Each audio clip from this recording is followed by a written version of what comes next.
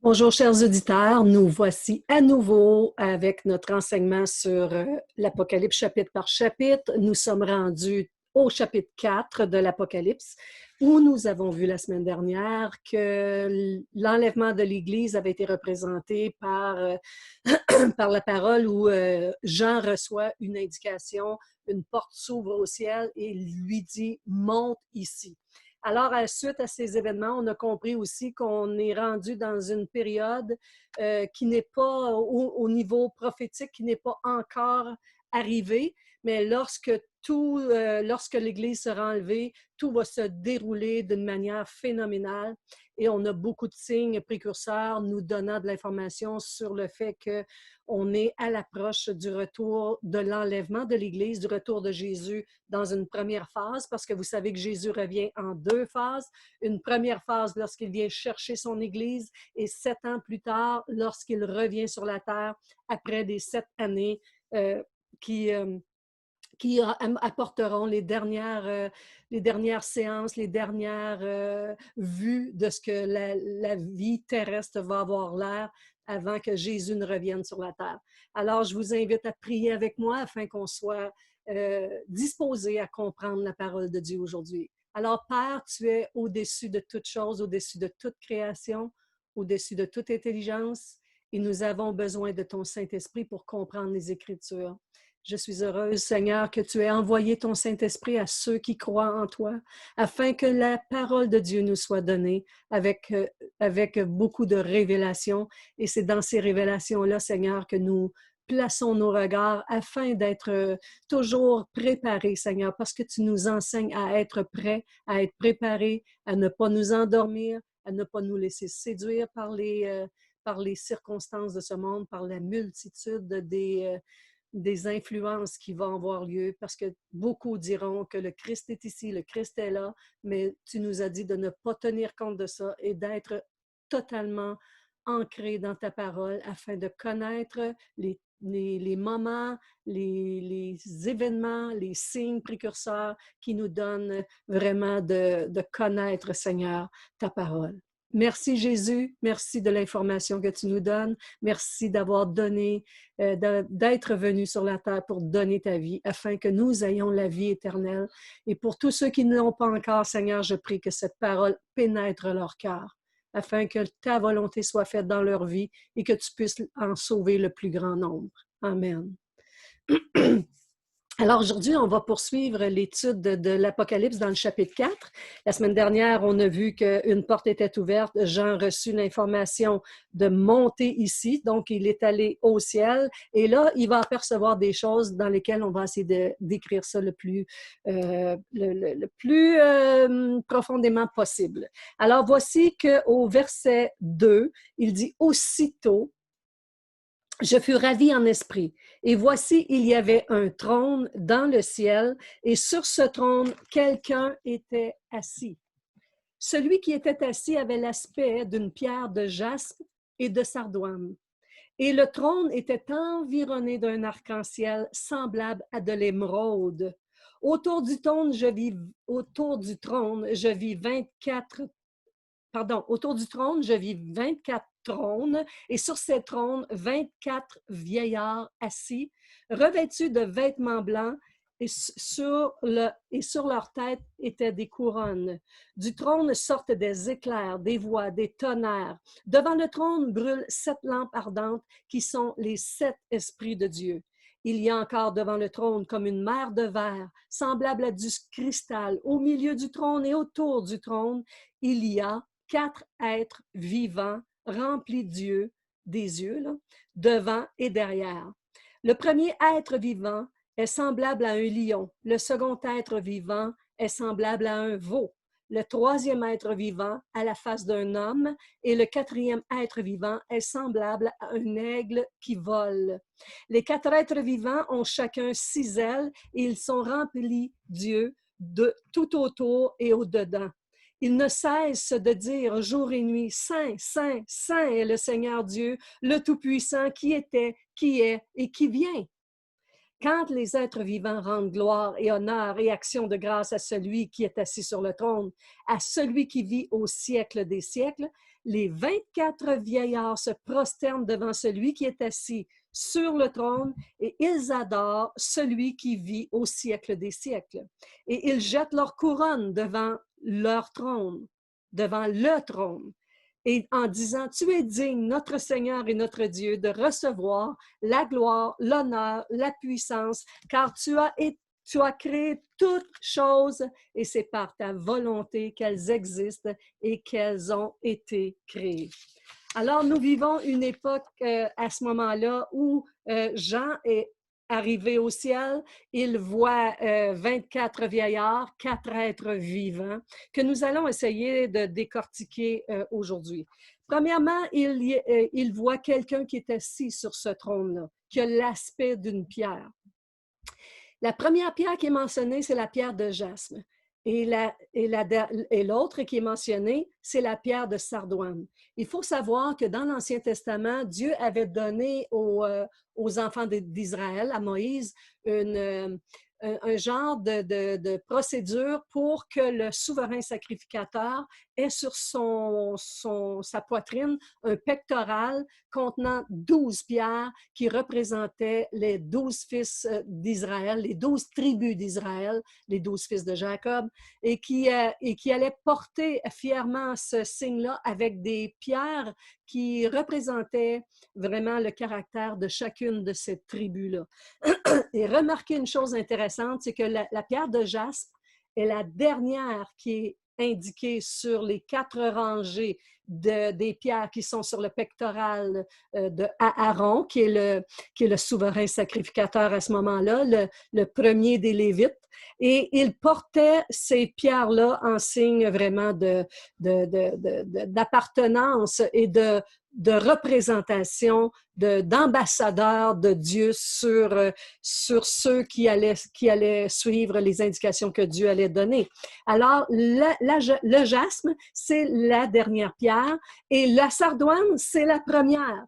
Alors, c'est intéressant de savoir que dans tout ce que Jean voit, c'est comme s'il voit une pierre, puis la pierre qui représente vraiment la personne qui est assise sur le trône, elle s'identifie à son peuple, au peuple qu'elle a créé, qu'elle s'est fait sur la terre, qu'elle s'est choisie. Elle s'identifie directement avec les mêmes pierres que Dieu s'identifie en fait avec les mêmes pierres qu'il a indiqué à Moïse de faire. Et nous allons pouvoir examiner ça, le pectoral du jugement, les 12 pierres, les 12 noms qui représentent les 12 noms des fils d'Israël. Dans l'Exode, chapitre 28, verset 17, il dit « Tu y enchâsseras une garniture de pierres, 4 rangées de pierres. La première rangée, une sardoine, une topaze, une émeraude. La seconde rangée, une escarmouche, un saphir, un diamant. La troisième rangée, une opale, une agate, une amésite. Quatrième rangée, une chrysélite, un onyx et un jaspe. » Donc, il termine par le jaspe. Ces pierres seront enchâssées dans leur monture d'or. Il y en aura 12 d'après les noms des fils d'Israël et elles seront gravées comme des cachets, chacune avec le nom des 12 tribus. Voyez que Dieu ne perd pas de toute l'histoire humaine, ne perd pas le fil. C'est pas pour rien qu'il a donné des indications à Moïse de la façon de construire le tabernacle, de la façon de faire le service dans le temple. Toutes ces choses représentent vraiment un calendrier que Dieu va se revêtir lui-même. Il va accomplir lui-même ce calendrier dans la personne de Jésus-Christ et le souverain sacrificateur représente effectivement notre souverain sacrificateur à tout jamais selon l'ordre de Melchizedek, c'est-à-dire le Seigneur Jésus-Christ qui a accompli tout le cérémonial du lévitisme, c'est-à-dire de toutes les lois lévitiques, de tout ce qui a été donné dans l'Ancien Testament au peuple juif qui devait faire de manière perpétuelle. Bien, Jésus les a accomplis et aujourd'hui, nous voyons encore une fois l'aspect de celui qui est assis sur le trône, qui se représente encore par les mêmes pierres. La première à la dernière, ça veut dire qu'il est le tout, il est un complément absolu de tout ce qu'il est. Il est sa propre représentation de toute son entité, de toute sa supériorité, et il n'y manque rien en la personne de Dieu. Il est entouré d'un arc-en-ciel. Je vais vous montrer un petit peu en même temps que je parle la diapo là, en question sur laquelle on travaille aujourd'hui.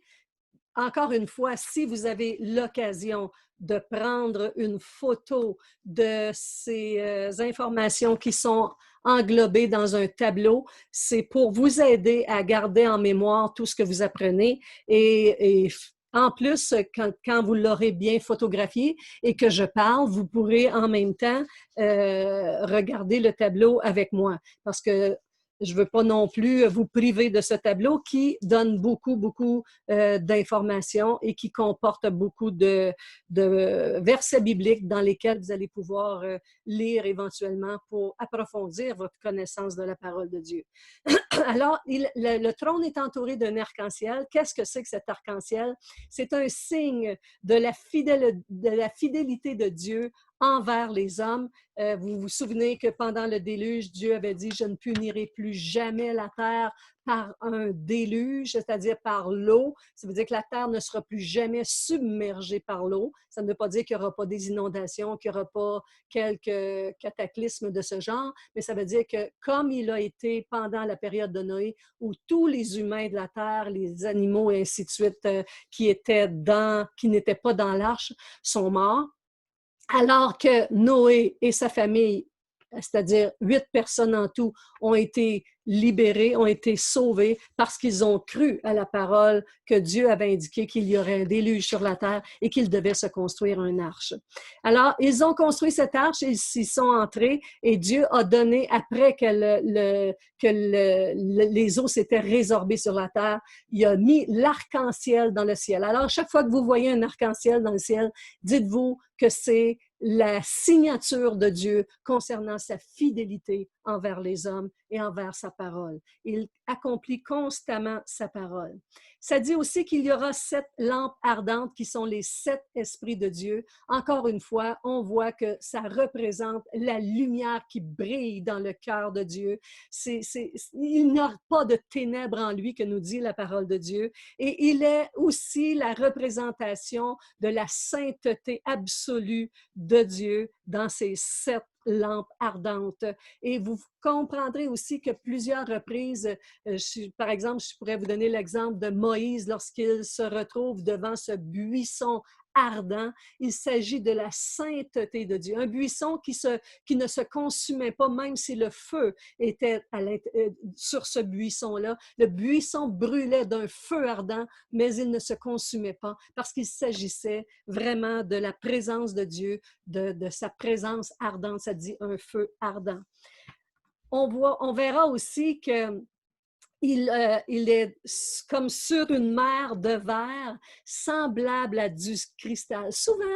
Souvent la mer, dans tout le livre de la Bible, représente toutes les nations du monde. Ça représente le monde entier. Fait que la mer ici, de verre, représente vraiment la solide fondation sur laquelle Dieu va apporter les gens qu'il sauve sur une mer de cristal transparente qui n'a pas d'erreur en elle, qui est transparente comme la vérité est transparente. Elle est solide comme le cristal et transparente comme la vérité. Maintenant, entrons dans ces signes qui mentionnent les 24 vieillards et les 4 êtres vivants.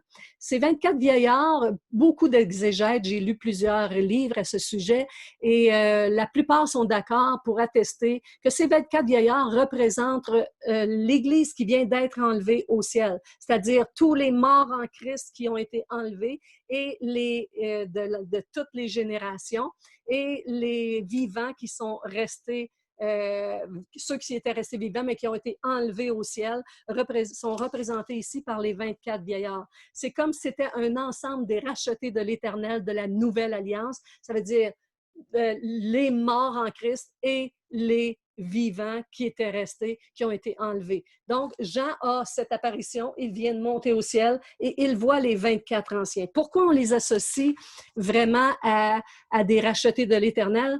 Parce que D'abord, le mot presbytéros qui est, qui est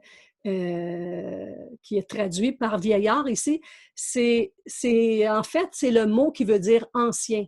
Le mot ancien, ça ne veut pas dire, qui a été traduit par ancien, ça ne veut pas dire qu'ils sont vieux, mais qu'ils sont plutôt anciens. Ça ne veut pas dire que ces personnes-là sont des vieillards, mais sont des personnes clés, des personnes qui ont été fidèles jusqu'à être de l'élite qui aurait été épargnée par Dieu, l'élite qui a marché avec le Seigneur pendant qu'ils étaient sur la terre. Ils sont représentés par 24 personnes. Peut-être que 12 représentent les personnes qui étaient mortes en Jésus-Christ et les 12 autres c'est ceux qui étaient vivants lors de l'enlèvement. Fait que moitié-moitié fait 24. Et vous savez que le chiffre 12 dans tout le livre de la Bible représente le gouvernement absolu de Dieu, c'est-à-dire tout le royaume de Dieu éternel dans un équilibre parfait. On voit aussi que il est assis, c'est-à-dire que Daniel, quand on regarde le livre de Daniel, d'abord pour étudier l'Apocalypse, il faut avoir lu toute la Bible, évidemment, mais il y a certains livres qui sont en relation directe avec l'Apocalypse, comme le livre de Daniel, par exemple. Puis rappelez-vous que dans Daniel, chapitre 7, verset 9, Daniel avait vu des trônes être installés, là. Il voyait les choses des derniers jours arriver, comme Jean les voit, et il a vu des trônes être installés, mais il n'y a personne dessus. Tandis que Jean, lui, il voit les trônes, mais il voit les 24 vieillards assis dessus. Alors, c'est bien ces 24 personnes-là qui représentent l'Église. C'est tout à fait logique qu'ils étaient vides lorsque Daniel a présenté ces trônes-là, parce que l'Église n'existait pas encore et qu'elle n'avait pas été rachetée. Donc, tous les rachetés de l'Église qui sont en Jésus-Christ sont représentés par ces trônes qui maintenant sont remplis parce que l'Église vient d'être enlevée. Nous savons que ce ne sont pas des anges non plus, parce que dans l'Apocalypse chapitre 5, verset 9, il chante « Tu as racheté par ton sang des hommes ». En parlant des 24 anciens, ils chantent ensemble « Tu as racheté par ton sang des hommes ». Donc, ce ne sont pas des anges. On voit aussi que si on lit Apocalypse chapitre 5, je suis rendue... OK, attends un petit peu. Je n'ai pas écrit ce passage-là, alors ah oui, ici. Je regardai et j'entendis la voix de beaucoup d'anges autour du trône et des êtres vivants et des vieillards. Et leur nombre était des myriades, des myriades, des milliers de milliers. Ils disaient d'une voix forte, « L'agneau qui a été immolé est digne de recevoir la puissance, la richesse, la sagesse, la force, l'honneur, la gloire, la louange. » Et ça, c'est qui chante, qui dit ça? C'est un chant qu'ils vont chanter, un chant nouveau, parce c'est les 24 vieillards qui sont là. Puis au verset 8, ça dit « Quand il eut pris le livre, les 4 êtres vivants et les 24 vieillards se prosternèrent devant l'agneau, tenant chacun une harpe et des coupes d'or remplies de parfums qui sont les prières des saints. Et ils chantaient un cantique nouveau. » Qui chantait? Les êtres vivants et les quatre êtres vivants et les 24 anciens. Et au verset 14, ça dit, les 4 êtres vivants disaient « Amen ». Puis les vieillards se prosternèrent et ils adorèrent. Donc, on peut comprendre qu'il ne s'agit pas d'anges ici, mais bien parce que, je ne sais pas si vous avez porté attention, au chapitre 5, verset 11, ça dit « J'entendis la voix de beaucoup d'anges autour du trône, des êtres vivants, c'est-à-dire les 4 êtres vivants, et les vieillards. OK? Puis leur nombre est des myriades de myriades. Ce qui veut dire que les anges sont distincts des vieillards, sont distincts des 4 êtres vivants aussi. Donc, on ne peut pas, tous les exégètes s'accordent pour dire qu'il ne s'agit pas d'anges ici qui sont représentés par les 24 vieillards ou les 24 anciens, mais c'est plutôt des hommes. Et ces hommes seraient cette Église qui vient d'être enlevée. On reconnaît aussi, la Bible dans le chapitre 4 nous disait qu'ils ont des couronnes. Puis le mot couronne utilisé ici dans l'original, c'est le mot stéphanos, contrairement à l'autre mot qui aurait pu être utilisé, qui est diadéma. Mais Stéphanos, ce ne sont pas des couronnes de rois, ce sont des couronnes de vainqueurs qui avaient été promis à l'Église. Si on regarde dans Apocalypse chapitre 4, verset 4, ah, il me manque une feuille complète, c'est pour ça que j'ai des problèmes ici. Oui, c'est ça. Donc, si on regarde dans Apocalypse chapitre 4, verset 4, ça parle de ces couronnes-là et le mot utilisé, justement, c'est le mot Stéphanos. Stéphanos, c'est vraiment des couronnes qui ont été données pour les racheter de l'Éternel, ceux qui allaient vaincre. Alors, verset 4 du chapitre 4, qu'est-ce qu'on a lu tantôt? On disait... Autour du trône, je vis 24 trônes et sur ces trônes, 24 vieillards, revêtus de vêtements blancs et sur leur tête des couronnes. Les vêtements blancs, vous vous souvenez que c'est donné aux rachetés de l'Éternel, qui avait été promis aussi dans l'histoire de l'Église. Et si on regarde vraiment, Apocalypse 2.10, ça dit « Sois fidèle jusqu'à la mort et je te donnerai la couronne de vie ». Bien, il s'agit exactement de cette couronne Stéphanos, qui est le mot qui est utilisé aussi.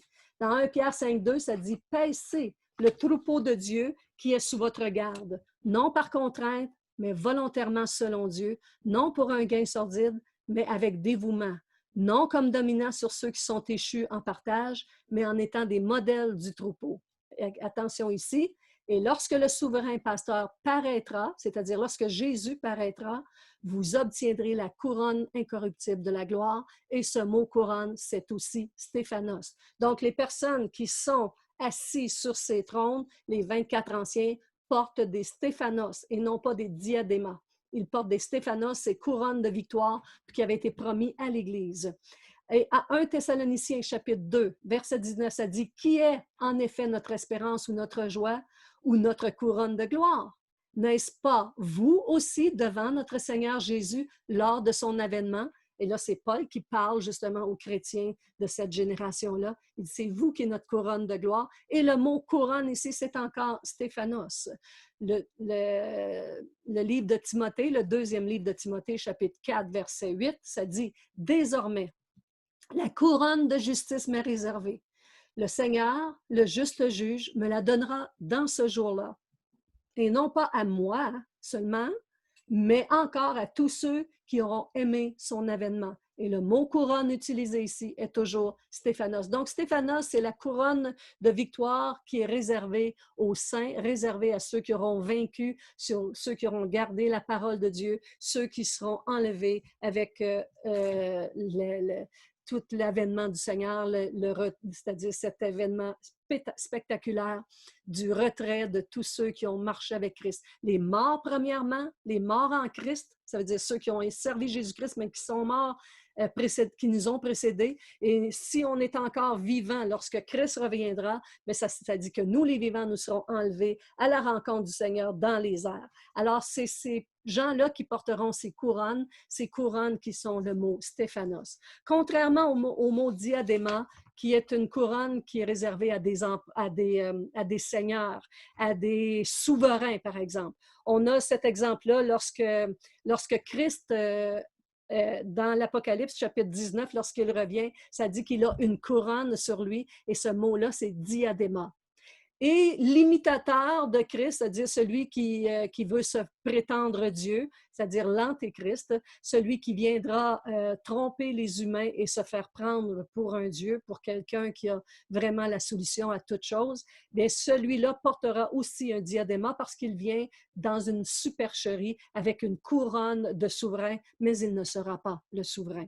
Alors, il y a une distinction ici à reconnaître. Ça nous permet de savoir que les 24 anciens sont des hommes, que les 24 anciens sont couronnés de la couronne de victoire qui avait été promise à tous ceux qui serviraient le Seigneur et qui seraient sauvés, évidemment. Donc, continuons ici. Il y a une chose que vous allez comprendre dans les prochaines capsules que je vais bien expliquer, c'est que la résurrection des justes, il y a aussi une résurrection des injustes, mais la résurrection des justes ne se fait pas dans un seul trait. C'est-à-dire, on ne ressuscite pas tous en même temps. La preuve, c'est qu'on a eu Jésus qui est ressuscité premièrement il y a pratiquement 2000 ans, Et tout de suite après sa résurrection, le Matthieu, chapitre 27, je pense 52, ou 28, 52, nous dit que les morts, les cercueils se sont ouverts et les saints de l'Ancien Testament ont été ressuscités à ce moment-là. Et regardez bien que dans la résurrection, dans tous les rangs de résurrection, vous vous rappelez que Paul avait dit que nous allions ressusciter chacun en son rang. OK? La première trompette signifiait les morts en Christ, premièrement. Le deuxième coup de trompette, c'était nous, les vivants, qui serons restés à l'avènement du Seigneur.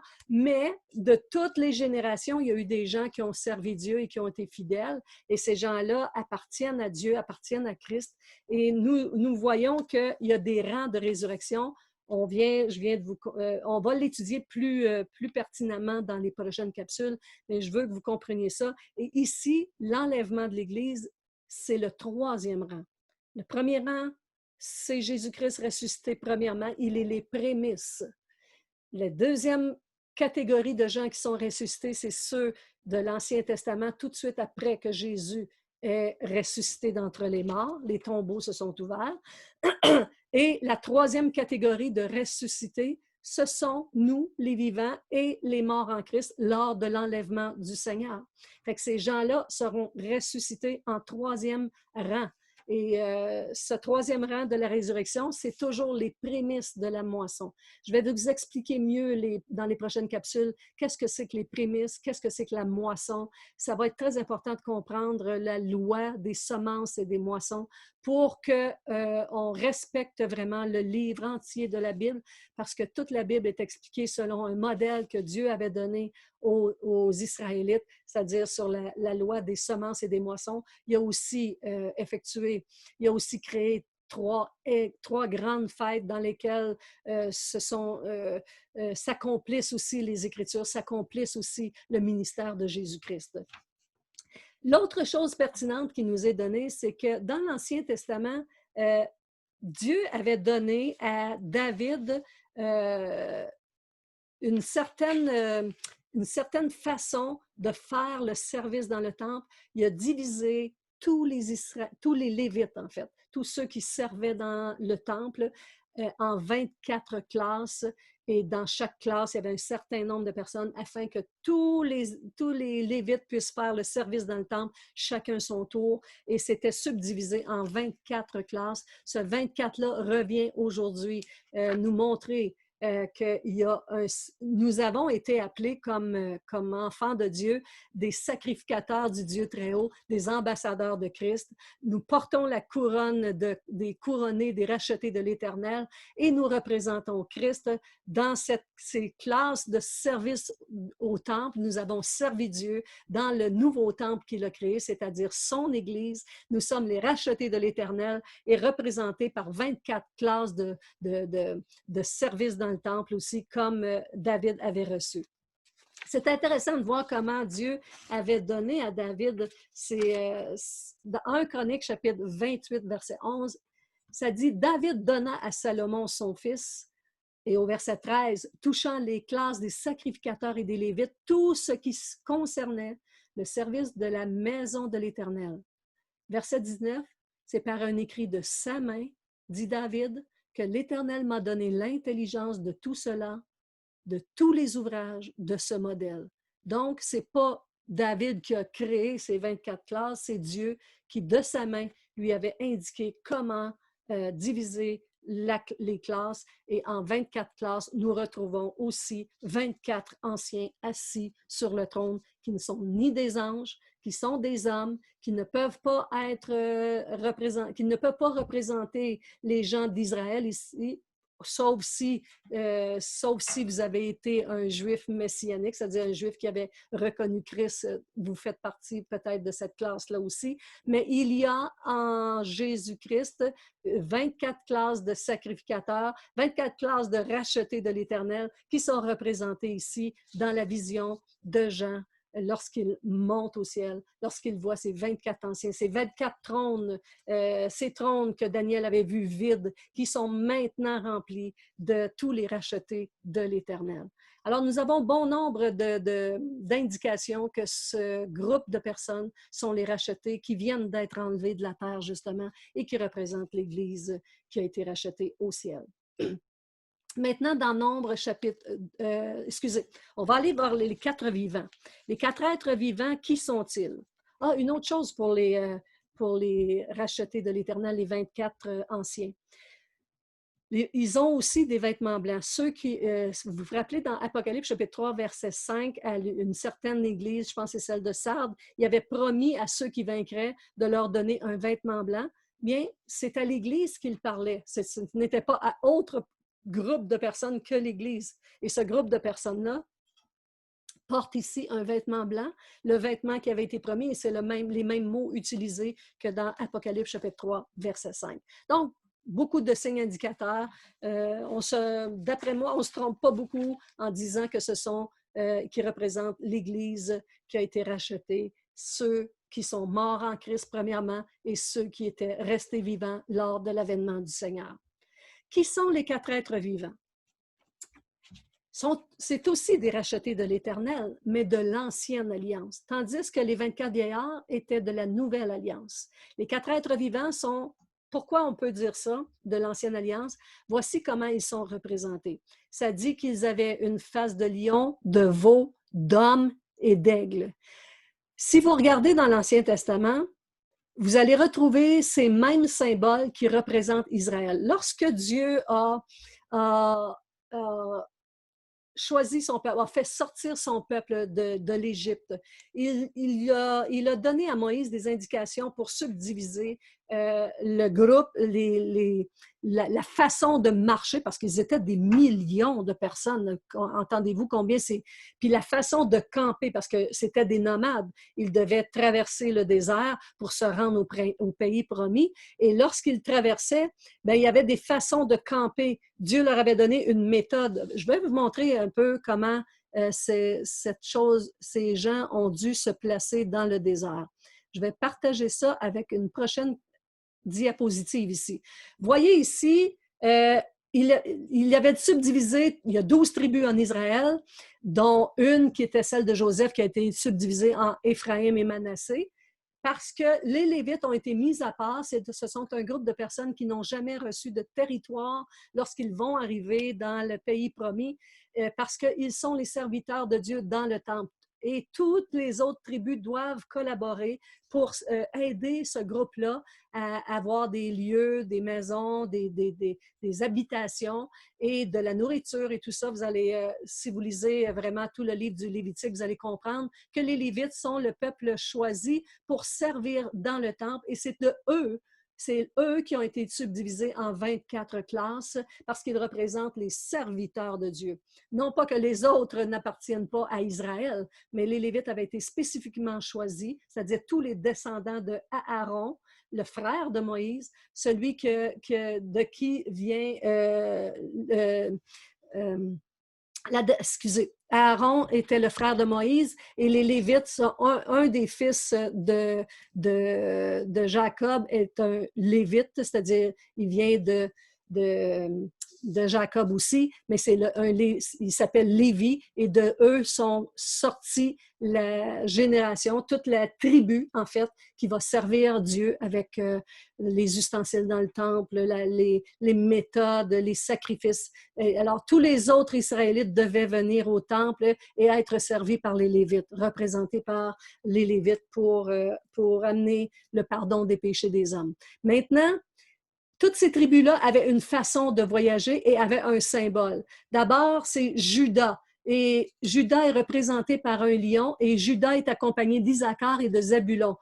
Tous ceux-là, Juda ici est représenté par un lion et lorsqu'on entend la description des 4 êtres vivants, le lion est représenté ici, est mentionné.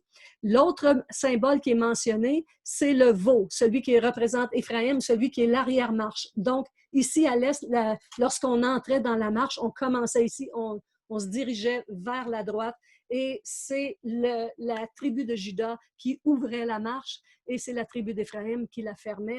Et au centre étaient gardés les Lévites, c'est-à-dire qu'on poursuivait, on gardait les Lévites bien protégés contre les attaques quelconques. Et chacun de ces groupes de trois, chacune de ces tribus, pardon, était représentée par un symbole. Et les tribus dominantes, c'est-à-dire Juda, représenté par le lion, Dan, représenté par l'aigle, Ruben, représenté par une face d'homme, et Éphraïm, représenté par un veau ou un taureau, comme c'est mentionné quelques-uns. Fait que les 4 êtres vivants qui sont mentionnés dans notre livre représentent Israël, représentent un groupe de l'Ancienne Alliance qui a marché avec Dieu, qui étaient fidèles, qui étaient souverains, qui ont été appelés de Dieu. Et ces 4 êtres vivants-là, c'est Israël qui est représenté ici par les 4 êtres vivants. Le lion, c'est la représentation de la noblesse. Le veau, c'est la force. La face d'homme, c'est la sagesse. Et l'aigle qui vole, ben, c'est la rapidité. Alors, on a chacun de ces animaux qui sont représentés. Et Ézéchiel même a eu beaucoup de visions concernant ces mêmes animaux et ces 4 êtres vivants. Ézéchiel chapitre 1, verset 10, il dit « Quant à la figure de leur face, ils avaient tous une face d'homme, tous une face de lion, une face de bœuf et une face d'aigle. » Voyez que encore une fois, les mêmes symboles, les mêmes drapeaux ou les mêmes emblèmes sont représentés pour chacune des catégories. Maintenant, dans Nombre, chapitre 2, verset 1, l'Éternel parla à Moïse et à Aaron, et il dit, au verset 2, « Les enfants d'Israël camperont chacun près de sa bannière, sous les enseignes de la maison de ses pères.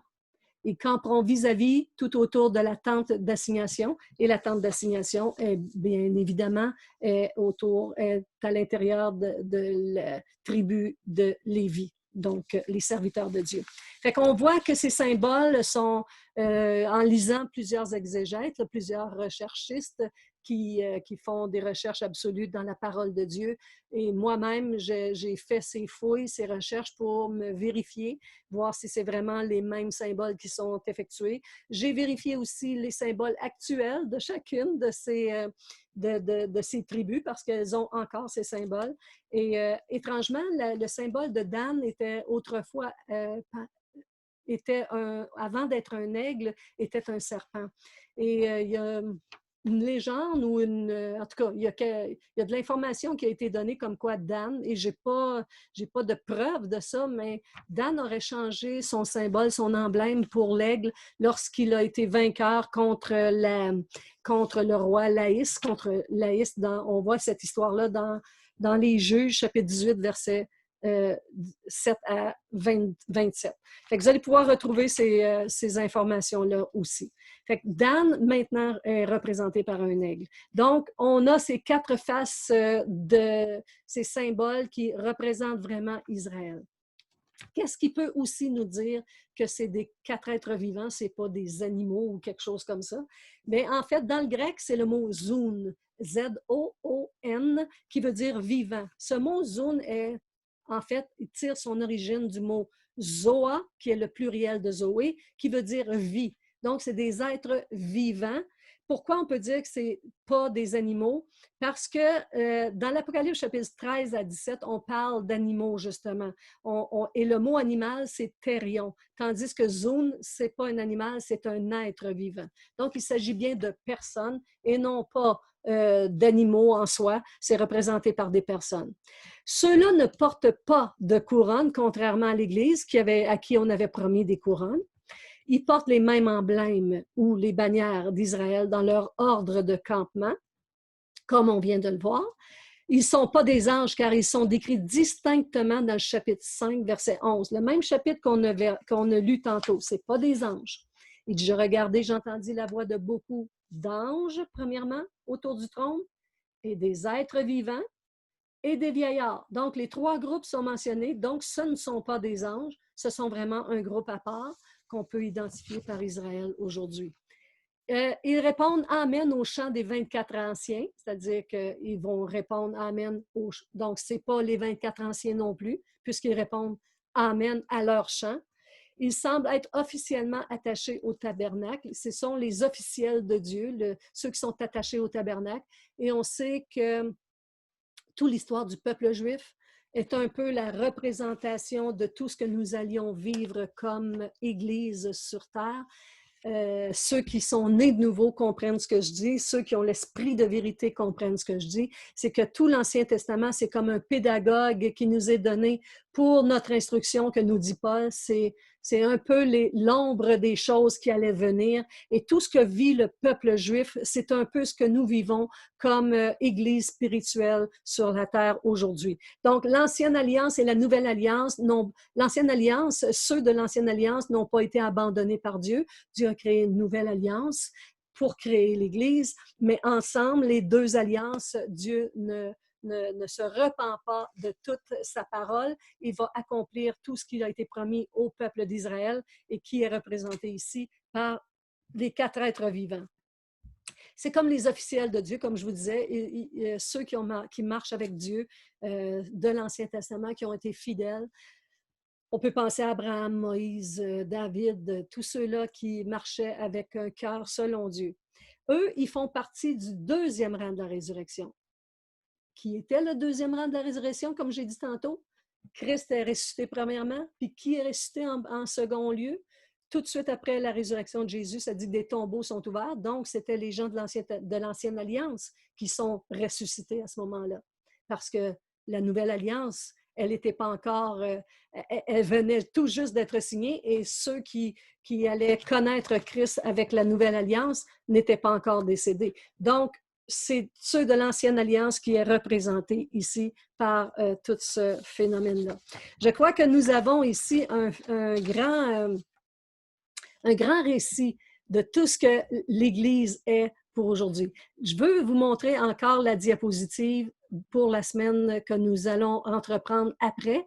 Les capsules vont peut-être être un petit peu raccourcies, mais parce que justement, il va y avoir beaucoup d'informations à vous donner là-dessus. Fait que la semaine prochaine, on va voir la loi des semences et de la moisson et le calendrier de Dieu, les 3 fêtes annuelles juives subdivisées en 7. Sur ce, je vous souhaite une très belle journée, une très belle semaine. Prenez le temps de regarder adéquatement chacune des parties. Si vous commencez au milieu de l'Apocalypse, vous allez comprendre des bouts, mais vous allez être richement bénis en commençant par la première capsule jusqu'à la dernière. Nous vivons des temps exceptionnels, il y a des choses qui se passent dans le monde. On sait qu'on va apprendre beaucoup dans les prochains chapitres sur les jugements de Dieu. Maintenant, ils ne sont pas encore commencés au chapitre 4. Et chapitre 5, vous allez voir, ça va être super intéressant. On va assister au couronnement de Jésus-Christ, au couronnement de sa gloire, à l'acquisition de la propriété de la terre. On va reconnaître combien il est important de suivre étape par étape chacun des chapitres. Et je vous encourage à y plonger votre regard parce que si vous êtes en train, je m'adresse à ceux qui entendent cet enseignement après que l'enlèvement de l'Église a eu lieu. Il n'est pas trop tard. Vous avez manqué l'enlèvement, bien sûr. Vous allez assister à des choses, mais c'est important de savoir à quoi vous allez assister. C'est important de savoir dans quoi est-ce que vous vivez, dans quelle génération vous vivez et quels seront les événements qui vont se répercuter les uns après les autres. Je vous encourage vraiment à prendre connaissance des prochaines capsules parce que si vous avez manqué l'enlèvement de l'Église, il n'est pas trop tard. Dieu en réserve encore beaucoup de moyens pour vous amener au ciel. Et les cataclysmes qui vont avoir lieu sur la terre dans les prochaines années, les gouvernements qui vont... La religion qui va dominer le monde, le gouvernement qui va dominer le monde va aussi dominer chacune. Quand on dit le monde, c'est tous les pays du monde, toutes les nations. Et c'est pourquoi je vous dis, il n'est pas encore trop tard. L'Évangile est encore en activité. Il y a encore des moyens pour être sauvé. Recevez de tout votre cœur la sagesse de Dieu et croyez qu'il est là pour votre salut. Remplissez le mandat d'être intelligent. Remplissez, parce que c'est votre volonté. Dieu ne vous a pas retiré votre volonté. Il vous donne une volonté pour choisir pour indiquer ce qui est juste et bon et pour entrer et pénétrer dans les paroles de Dieu. Si vous entendez aujourd'hui cette capsule-là, puis on est rendu après l'enlèvement de l'Église, ne vous laissez pas aller, ne vous laissez pas choir, ne vous laissez pas duper. Recevez les paroles de Dieu et entendez, parce que la Bible dit que vous pouvez encore être sauvés. Il y a encore des groupes. On est rendu lorsque l'enlèvement de l'Église a eu lieu, on était rendu au 3e rang de résurrection, alors qu'il y en a 7. Alors, il y a encore 4 autres rangs dans lesquels vous pouvez appartenir. Sur ce, si vous êtes déjà des gens de cette génération et que présentement nous sommes en juin 2020, et si vous entendez au fur et à mesure ces capsules, ne manquez pas l'enlèvement. Ne le manquez pas. Soyez bénis et recevez de la part de Dieu toute mon affection.